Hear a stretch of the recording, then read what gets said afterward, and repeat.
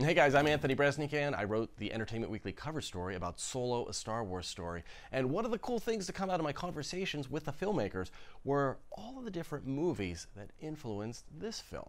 Rolling. Really, the goldmine for this story was John Kasdan. He's the son of Lawrence Kasdan, who wrote Empire Strikes Back, Return of the Jedi, The Force Awakens, and of course Solo, a Star Wars story, with his boy who grew up playing with the Millennium Falcon and Han Solo and sort of loving all those big gifts of toys that would come from Uncle George.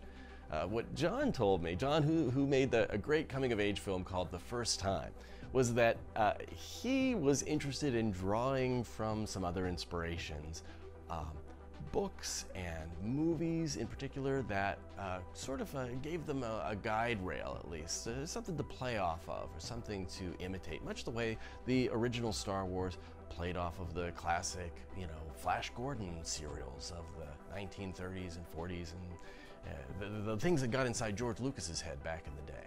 Here we have our list of 5 films that contributed some DNA to Solo, a Star Wars story. They're really interesting movies. Some of them have a fair amount of plot in common, usually involving an older criminal or gunslinger and a young wannabe. So we have Treasure Island, the book by Robert Louis Stevenson, which both Lawrence and his son John read in preparation for writing this script together. We have Unforgiven with Clint Eastwood and the kid, kid who drags him back into the gunslinging profession.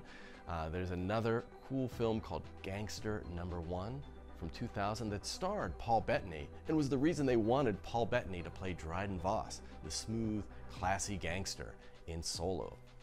There were 2 other crime movies, both very different in tone, that inspired Solo. One of them was Michael Mann's Heat, and the other is the Coen brothers' The Big Lebowski, which they said they kind of loved because picture Han as the dude and Chewie as his roaring Walter Sobchak.